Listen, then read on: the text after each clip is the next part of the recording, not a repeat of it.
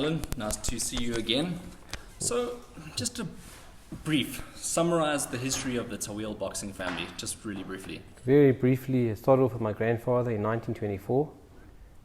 He trained my Uncle Vic. My Uncle Vic participated in the 1948 Olympic Games. He became South Africa's first world champion, undisputed. In 69 years, we have not had an undisputed world champion. He's the first and still the only one. He won the first man to win the prestigious Ring magazine belt. Yes. First fighter to be on the Ring magazine cover.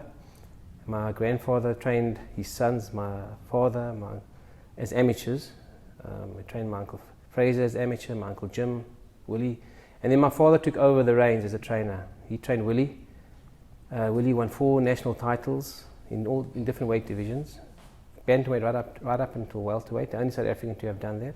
First South African to fight at the Madison Square Garden, topped the bill at the Madison Square Garden against highly rated Len Matthews, and he won the fight. That was at lightweight. Willie originally started off as a bantamweight, due for the world bantamweight title. Also a hotly disputed decision.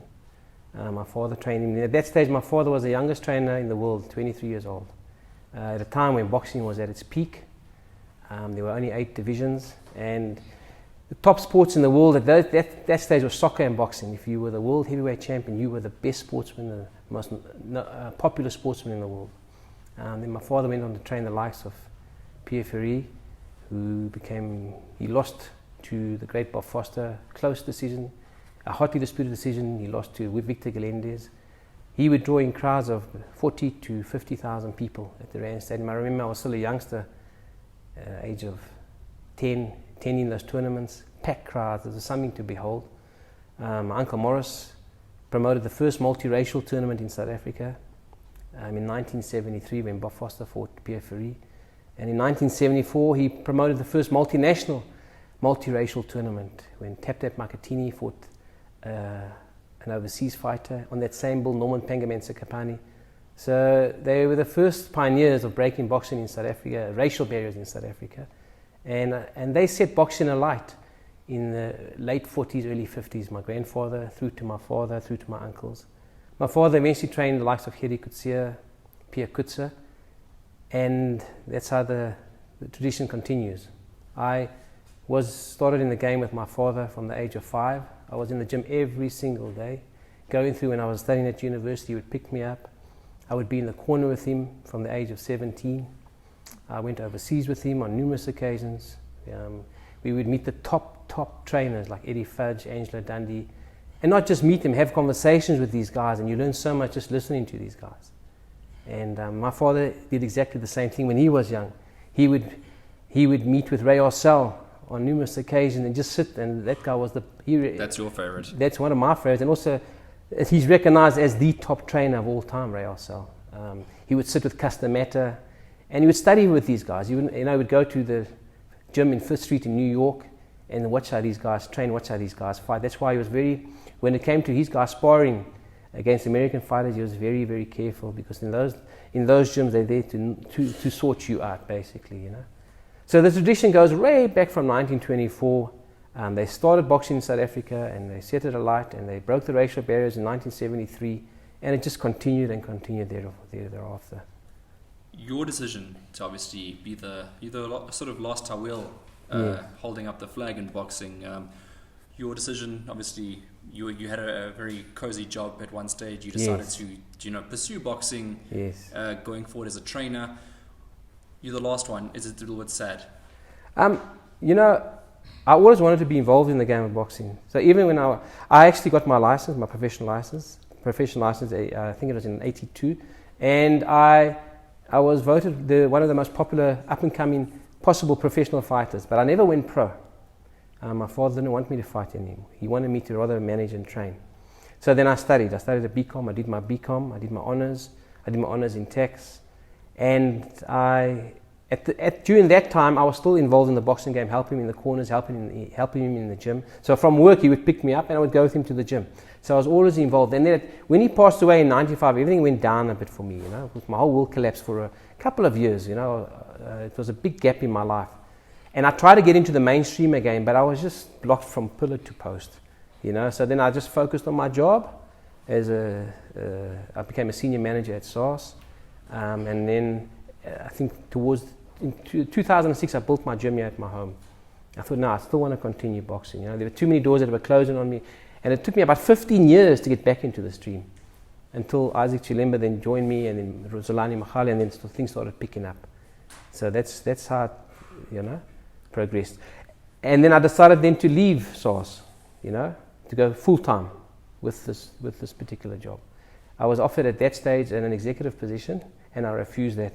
I gave up everything for this job, and I have no regrets. The amount of money I made at SARS was much more than I would have made here, but that doesn't matter. There's always the passion. There's always been our family from when we were kids, and it was not just us involved in the game, but studying old fighters throughout the 30s, the 20s, the 40s, the 50s, etc. I mean, my late dad was a historian on the boxing game, So that's how we progressed. You got a lot of Toweels that have made it in the sport, but Yes. who's your particular inspiration in your family? I think each one, there's a different inspiration that's coming from each one of them. My grandfather, because first of all, he started the process. He couldn't read, he couldn't write, and he had nothing. They were dirt poor, and he lifted up his entire family. I just remember at one stage, his wife died at the age of 38, so he was raising 5 boys and 2 girls. He was raising them up himself for about 2 years. It started off with, and then when my uncle Vic, whenever we used to have family functions, everything was my uncle Vic. He was the be all and end all of everything, for the achievements that he did, because in those days it was so difficult to be a world champion. Unlike today, it's even difficult today, but they had nobody really supporting them. Today you've got Golden Glove supporting certain fighters, certain trainers. They had themselves. They themselves, as a family, brought themselves up. And how they achieved that at a time where boxing in South Africa was dead. It's quite amazing. So my uncle Vic, I look at my father also as a mentor, disciplinarian, and a man of integrity. He had a lot of honesty and integrity. And he would tell you as it is. There was no nonsense about him. He was direct, honest, and he taught me a lot in life. Talking about the difficulties of the boxing back then, obviously to create world champions. And you said today there's an element of difficulty as well. Yes. Your current crop of fighters, your stable that you're operating with, do you see the potential in those boxers to one day go on and perhaps climb the ranks and become a world champion? Absolutely. The thing here, I believe in boxing, is that the more perseverance there is and more determined you are, you will make it. I'm not too perturbed if my boys lose fights. It depends how they react on those fights and how they lose. But if they come back to the gym and they're prepared to train hard and sacrifice, they will reap the rewards eventually, So I've got faith in quite a few of my fighters, and I believe there's space for them to grow even further. It's a bit of a hard question because obviously you're going to have a lot of eyes on this, but do you have a particular best talent that you've ever worked with? It varies. I think each fighter that's at the moment in my stable has a specific talent. At the moment, I've got Akani. I think he's got a lot of talent. He's a clever boxer. He's a thinker. I believe Siko Nokutole's got talent. He throws punches. He's got good combinations. He's a thinker also in the ring. Bangili Nyangani. When I trained Isaac Chilemba at one stage, I thought that guy had a lot of talent. And I believe he was one of the top light heavyweights that we had at one point in time, I mean, we actually drew with Tony Bellew at a stage when we thought he actually wanted to get a draw in England. It's something big. He actually won that fight. But be that as it may. So the current crop, I look at those 3 guys for now. And there's even Frank Rodriguez has got a chance to succeed. Junior Makondu, he surprised everybody. He's even surprised me. He's come back now. So it goes with it's like the waves in the ocean. They come and they go, and then eventually they just click. Jeff Magagani, he went through a bad patch for 3 fights. Now he's back on track. So there's talent in each one of these guys. It's just a matter of who is the hungrier of all of them to try and push it, even when times are tough, to get to that next level. The highest rated boxer you've had in your gym, where when I say rated, I mean the profile being the most popular and has achieved the most. Well, I think when Zolani Machali joined me, he was a finished fighter, and we brought him up. He beat Ali Faneka. At that stage, Ali Faneka was way on top of his game, and he surprised everybody when they thought he was going to get knocked out. So he did an amazing job by coming first fight losing on a split decision, and then coming back and then winning the fight in Mdantsane. It was an amazing fight. Unfortunately, it wasn't on televised. I was fortunate to have trained for about 2.5 years Isaac Chilemba. Now there are 3 guys I'm looking at that I believe that can move to the next level. Is Akani Puzi, Pangile, Siko, even Junior Makondu, Jeff Magagani. Those guys are they there. What is the worst experience you ever had as a trainer? Sure. You know, we fought for a Gauteng title. There was a youngster called Tumelo Pedi. And he was a up and coming. Never had any. Yes, he did. He had a few amateur fights, but he wasn't successful in the amateurs. And he fought for the Gauteng title in Turfentine against Refiu Miami before Refiu had joined me. And it was a war.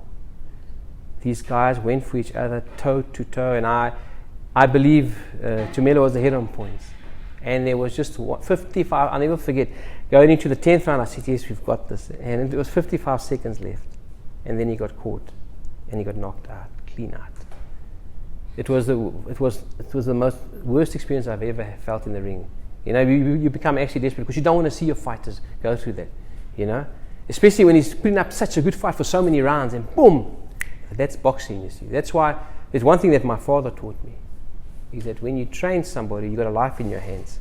And that's why I probably have thrown in more towels than most trainers do. I don't want my guys to take punishment, you know. I don't want to be responsible for their injuries. I want to make sure that they're okay in that ring, you know. So I believe that's the safety. When it comes to the safety of my fighters, I am so cautious with that, you know. Some people say maybe I stopped the fight too soon. I don't believe that. Rather save them for another day. There's plenty of time for grooming and development. Now we go on to the next page. Sort of the best day you've had as a trainer. Is there one? Yes. Well, you know, when I was in the corner when Pierre Kutzer fought Johnny Deploy, I was assistant trainer for Pierre Kutzer. For 5 years we tried to get that fight, my father. And Pierre was the underdog. And when Pierre knocked out Johnny Deploy, we lost it from excitement. It was such a great victory for us. That as an assistant trainer. For me now, there's so many. I mean, when Zolani beat Ali Faneka, it was a wonderful victory in Mdantsane. When Isaac drew with Bellew, we thought we won that fight, but it was a great fight, you know. I look at when Refiwe knocked out Prince Ndlovu for the ABU title. That was a surprising victory, you know. And now recently, when Junior knocked out Nogogo, no one expected that, you know. Akani when he knocked out Chris Thompson, beautiful knockout. I never expected that. You know, things like that. There's so many of them that you can celebrate on, you know. Yeah. I want to give you a couple of quick fire ones. So you don't have to elaborate. Just say the name. Yeah. Who's the funniest boxer in the gym? The funniest boxer in the gym. Sure. I think Pangile Nyangani. He's always joking, laughing. Who believes he's the most handsome in the gym? Who believes he's the most handsome? I think they all do. I think they all do. Yeah. Who's the angry kid in the gym? Who loses his head sometimes?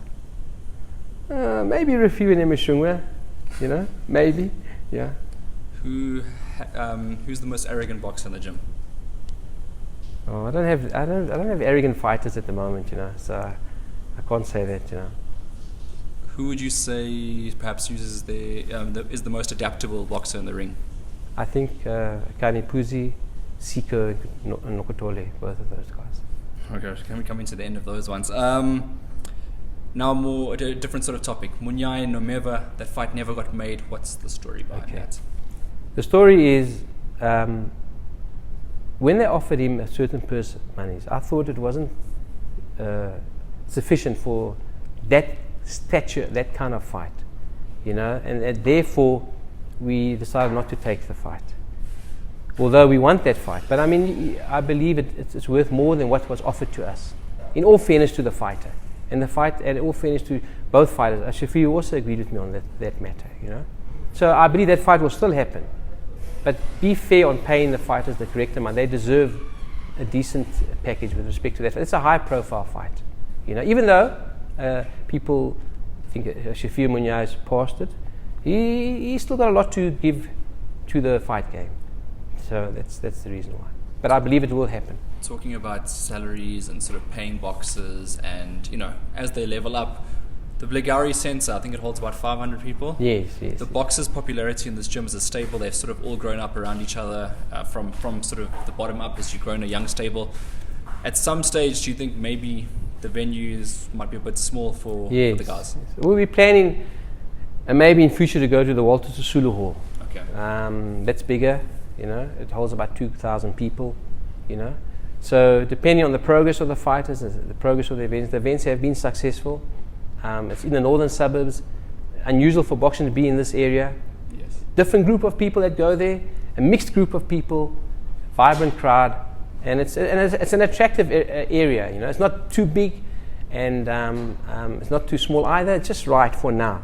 Remember, we're developing guys. And I don't care if it takes me 10 years. Please God, if we're still alive, then we will develop these guys until someone breaks away and says, "This is my chance for a world title." For the rest of 2019, what have we got left for the guys in your gym? Okay, we've got this tournament on the 20th of October. My sister's the promoter, Charing Cross Promotions at Bligari. Nakani Puzi is the main bout against Vikapita Marora. And I've got Frank Rodriguez having a return match against Alec Kabengo. That'll be a good match. And Rafiu Nemashunga is fighting an 8-rounder against Cleartus. We've got the heavyweight Wilhelm, still building, work in progress.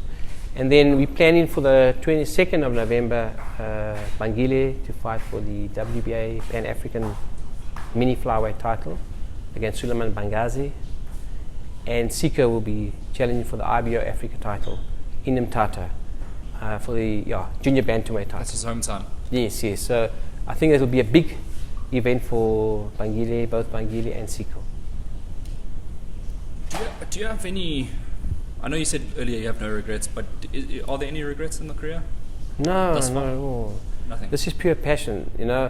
If I look at the gym that I'm training in, it's a simple gym, nothing fancy. My grandfather, one of those photos you can see there, he trained his sons Vic and Jim in a tin shack in Benoni. Oh, wow. And they became great fighters. My father trained just down the road. He often went to Boyson's, but he had a gym at the back. My uncle Woody trained from his home. So it's a simple place. I have no regrets. It's pure passion for the sport and continuing the legacy, basically. That is it at the end of the day. And just lastly, just to cap it off, do you have any last words that you'd like to share? No, I just want to thank all my fighters for the hard work that they put into this game. I'd like to thank all the pressmen, because they don't get mentioned, for putting our fighters out there in the public, including yourself, the newspaper guys, the TV guys, Super Sport. Without them, we would be nothing, And obviously, big thank you to BSA. I think we've got a good team up there, a team with integrity, and we can look up to those guys, So thank you for that. Thank you for those. Well, thank you, Alan, for your great work and obviously producing boxers all the time. We look forward to this end of the year and, of course, going forward as well. Yeah, thank you. Thank you very much. Thank you, Alan.